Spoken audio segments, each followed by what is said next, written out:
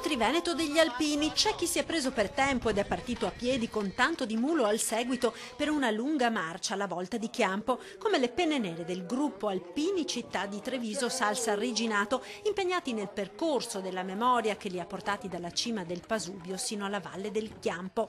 Chi invece partirà all'ultimo momento, giusto in tempo per partecipare all'evento clou del raduno, la sfilata, in programma domenica mattina.